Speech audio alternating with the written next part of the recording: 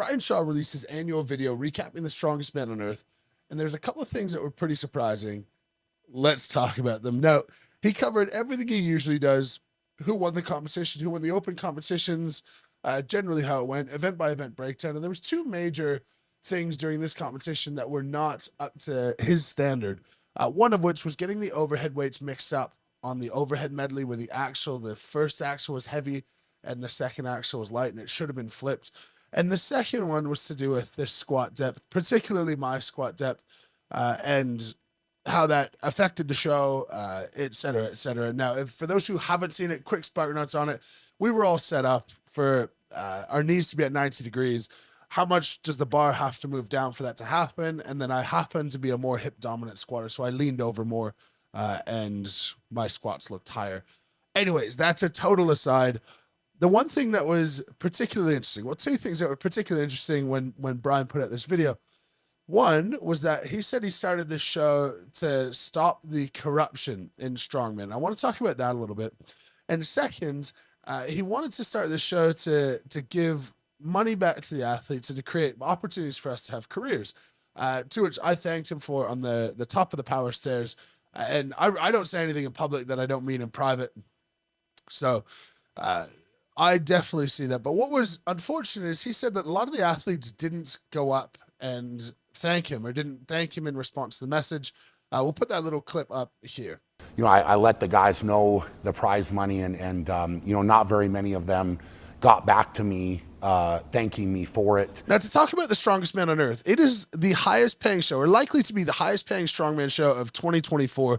And this is growing from real grassroots. In 2020, the prize money was slightly more than $50,000. And this year, it was just shy of $265,000. That's a 5x multiple in its fifth iteration of the show, which is incredible. But I want to give some context to maybe where Brian started his career, and how exactly the strongest man on earth came about, and potentially why the lack of appreciation from athletes, why that might hurt twice as much. Now, Brian debuted at 2007 America's Strongest Man. That's his first entry on Strongman Archives. He went on to WSM in 2008.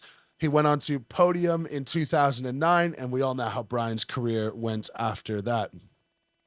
Now, a lot of these competitions in the early days, I fully recognize that the people who are benefiting now financially, from profile, from people knowing about Strongman, is largely thanks to guys like Brian Shaw, Eddie Hall, Hathor Bjornsson, who is back, and he was back with a vengeance at Strongest Man on Earth.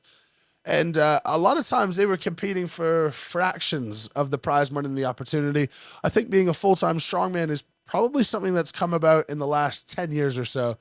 That's based on what I've heard and what I've been told. Of course, I wasn't there. When Brian started his career in 2007 at America's Strongest Man, I would have been in 7th grade, for context.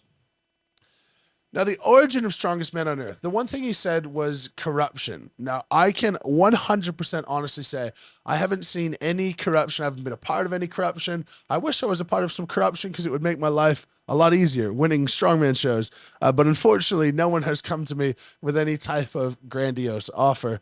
That being said, it started as a TV show. That's World's Strongest Man. It started as a TV show, and they want to put on the best TV show. And that, in early days, was apparent to the extent that they would make athletes repeat attempts. They would swap out events. They would change events, which anytime you change something or you swap something out, of course, it's going to be at the favor of someone and at the expense of someone else. And maybe they were thinking about that while they were doing it. I don't know. But over time, it's gotten more professional, still as a TV show.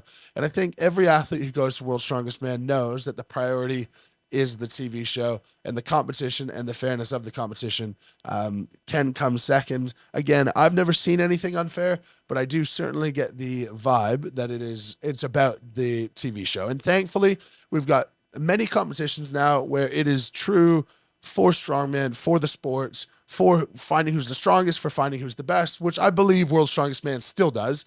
And Tom Solman, of course, this year, hats off. He fair and square won that competition.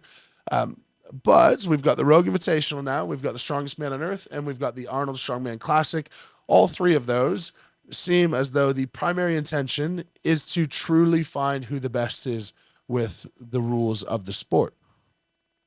So when it comes to corruption, I'm sure he has seen plenty of it over his career, and he decided to take things into his own hands and say, you know what, this is going on elsewhere. I am not going to have that in my competition. And it is so painfully obvious how much Brian cares about the sport. We're going to talk about that in a second. Now, talking about the athletes being grateful for the prize money, it's first of all, I'm extremely grateful. I'm abundantly grateful for not just Strongest Man on Earth, but every competition, for you guys listening to this video, for everyone else listening to me or buying Lift Heavy Be Kind merchandise, link in the description, or my programs, link in the description. It has given me such a great purpose to my life to try to build communities larger than just myself, to have an income, to be able to be comfortable for the time being and be able to support my family all through lifting weights is something that I didn't even fathom possible a few years ago. And it's all off the back of the legends of the sport. My coach, Big Laws, being one of them, Brian being one of them, and names go on and on and on. It's actually cool at Strongest Man on Earth how many of these guys are kicking about, and I am eternally grateful. You know, Jerry Pritchett's there helping out, Terry Hollins is there, Laws is there, Brian is there, Nick Best is there, Travis Ortmeyer is there. All of these guys who have done the sport just for the love of it before it became a true professional sporting endeavor, which the reason that it's there is largely because of those guys. Now, to give context to athletes not being grateful for prize money, I don't know. I have had no private conversations with any of them. I don't talk to anyone about any drama as much as I can. That is not my deal. But last year's prize pool was $252,000. This year was $265,000. Like I said, this started at $54,000 in 2020. Crazy. If you want to see a little bit more information on the prize payouts of Strongman and how the highest paying show, Strongest Man on Earth, compares to the others, you can check out that video right here. Now, every other year but this one, Brian donated back his prize money. And that last year, the prize money was first place. Brian triumphed over me, unfortunately. Fortunately for him, unfortunately for me. And he gave that back to the athletes in equal distribution.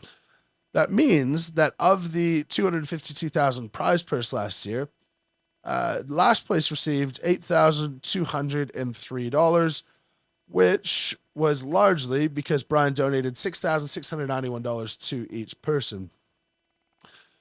This year, last place received $1,052 because first prize was not donated back into the pool. Sorry, I have to pay my bills.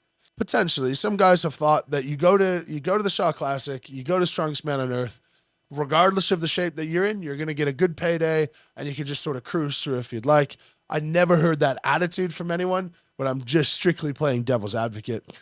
If you were to go to a show and you were to get paid really well, regardless of if you won or if you came first, and let's say the bottom half of the competition gets paid basically the same amount, which last year it wasn't that far off because $7,000 goes a long way to start sort of making these smaller differences less obvious, then maybe if you get an invite, you do decide to turn up, even if you're not in good shape. Maybe you just think, you know, I'm going to get some money, I'm going to get a free trip out of it, and I'm good to go. In which case, if you're expecting 8 times the amount that you got this year, last place received 1,052, well, you may be a little bit disappointed by that. My personal opinion, I would never turn up to a show if I didn't think that I could perform my best. For me, that means winning. For other guys, it might mean top 10. But regardless, showing up to a competition, if you're not in full form, it's just not something that I would do. Again, I don't know any guys who did this, anyone who showed up with that intention. I would like to believe that no one showed up with that intention. But talking about the disparity in prize money, which I will in a second, that definitely contributes. Now, the reality is, if there's 16 guys and you run a show and you come last place or you come bottom 5 or you come whatever, something you weren't expecting to come, naturally, you're not going to have the payday that you're hoping to have. Just the same, if you perform poorly at your job, whoever's watching this, you could get fired and you might have no paycheck at all. That's just the reality of the situation. And for us, we have no job security whatsoever. You decide, or you find out if you get invited to a competition, and that tells you if you have a job for the next little while, which is a difficult way to live, of course, but I'm more comfortable betting on myself in that aspect than hoping that someone else is here to keep me employed. Now let's talk prize money distribution. The essentially first place was 100,000. Second place was 45,000. Third place 29,000. Then 15, 13, 10, 9, 8, 7, 6, 5, 4, 3, 2, 1, etc. You could have a criticism that first place is weighted too heavy, but this is more balanced than virtually every other show. Every other show, second place earns less than half of first place. At the Arnold, second place wins 25,000 and first place wins 80,000. You're talking triple. So in terms of the normal distribution, it's really not bad. We also have 6 guys making over $10,000. That is one of the most in strongman history. And you know what? The guys who didn't perform might not go home with as much money as they would hope.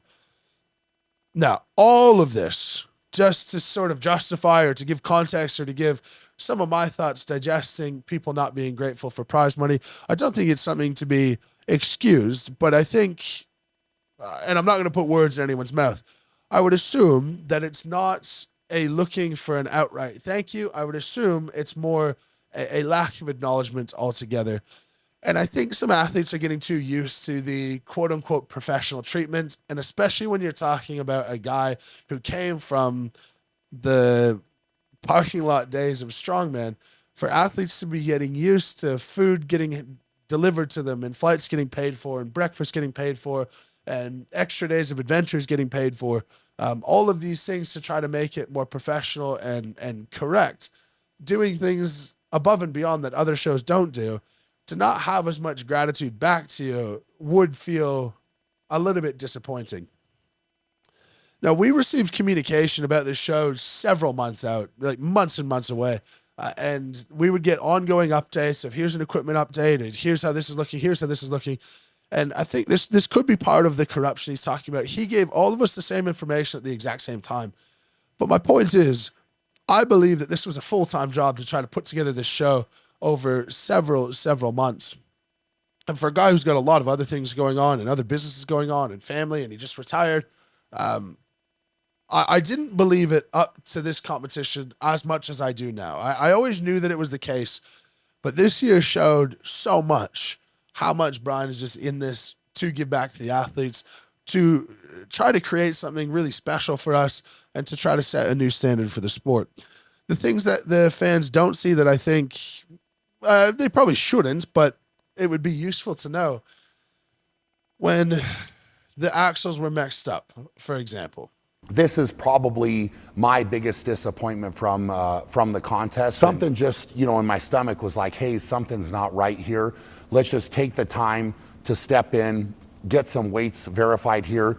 He came straight back. He took full ownership, but the resounding thing was how upset he was that he dropped the ball, in his opinion. He didn't uphold the standard he was wanting to. There's nobody I've seen more disappointed in strongman than that moment. Same thing happened with the squat, where my squats were challenged, and he was so frustrated that he's worked so hard to have such a perfect show happen, and some things just go wrong. As an athlete, I totally get it. I totally understand. Things happen at every competition, and the only thing that I choose to judge people on is, how did you improve that from the last time that it happened? How's the competition gotten better? Which in the case of the Shaw Classic, it has gotten better every year that I've been a part of it, and I can say that unequivocally. 2022, there was no even expo. 2023, they launched a relatively small expo. I would say maybe 40 vendors, 30 to 40 vendors. And then in 2024, the expo grew and they had to move the speaking stage off. It's, in terms of Lift Heavy Be Kind, it's our best place to go. If there's any sponsors out here who are looking to go to a strongman event, the booth at the Shaw Classic for us is not close. These fans are just different. They're there to support the brands. They're there to spend their money, to be honest. And it's massively appreciated. We raised a whole bunch of money for a kid with brain cancer, incurable brain cancer, unfortunately. And that's because of you guys and me having the opportunity to give back like that. through Brian and Carrie. What they're doing is, it's just crazy to me. Now, the crazier thing, I said there was months of communication beforehand. The crazy thing is, I asked one of the staff members, how many of you are full-time working on this? And there's really only 3 or 4 people working full-time on the Shaw Classic to make sure it's going. And this year, it also included about 250 amateur athletes. Not only did it include those athletes, but back to the prize money, every amateur category got paid $6,000, which would be the highest in the sport as well, potentially other than OSG. Not entirely sure on that one, but definitely one of the tops of all time. Now, I want to leave it off with just re-emphasizing as much as possible that any sort of passion, any sort of frustration, any sort of commentary that Brian has put out has just come across so much that he cares about what he's doing. He cares deeply about the sport. He cares about the athletes. He cares about everything involved. And there was a tone to the video that maybe Strongest Man on Earth won't happen next year. I don't know. We can't really speculate. But I know if I put that much effort into something and I wasn't appreciated, that maybe I would think about stopping. Now, the way that it doesn't stop is, I think, first and foremost, the athletes just being really obvious with our appreciation, doing our best not to take things for granted, and recognizing that every one of these promoters, yes, it's a business relationship where we make money and they make money, but they are the ones putting themselves on the line where if it doesn't go well, we still get paid and they don't. I run business myself. I know how uncomfortable and crap that feeling can be if you're forking out money and things aren't coming back to you the way that you would expect, whether that's in gratitude or in revenue or whatever it may be. Now, that all being said, that was one of 2 shows in America this year, and it was amazing. But the best one-day show in America is coming up soon. That's the Giants Live World Deadlift Championship that they're coming over to Vegas. Talk about growing the sport. If you guys want to see the sport grow, one of the best ways we're going to be able to do that is to have regular professional international shows in North America. And the way that that's going to happen is if they're supported when they come over here. So if you haven't already got your tickets to Giants Live Vegas, go ahead, have a trip to Vegas, come out and see the Giants Live show, see what we can do, see the production value that they put on, which to me is second to none. And please go ahead and support that. And in the end, if Giants Live grows, the Shaw Classic will grow, World's Strongest Man will grow, everyone will grow, all of the athletes will be better off for it, and we'll get closer to having all of your favorite athletes training this sport full-time. And when that happens, the sport will take off to a whole nother level. I think Brian is pioneering that, and his impact post-career has the potential to be greater than his impact during his career. But we got to make sure that it gets there first. And I'm not speaking for anyone but myself. I hope that positivity can reign over all of the negativity and hate from the Strongest Man on Earth 2024. It's a privilege to be a part of the show. It's a privilege to be a part of the whole strongman professional scene at the moment. And what it's done for me outside of the obvious rewards as a human being and as my ability to live a meaningful life is something that I will never forget. I will always cherish. And it's added a whole new meaning to the sport for me. I said in a video a couple of weeks back that I look to be the greatest of all time, or I aim to be as close to the greatest of all time in strongman as I can be. And to me, that's not as much to do with winning titles as it is to do with making an impact, being able to push the sport forward, get the sport out to more people, inspire more people to be healthy, get out, move. That's why we have the Lift Heavy Be Kind clothing brand. But I believe the person that I'm chasing is Brian. And as long as I'm chasing and he continues to go, then I think we'll both be happy. He is eons ahead of me, but he's certainly someone I look up to in the sense of putting on a competition and doing things right by the athletes as much as humanly possible.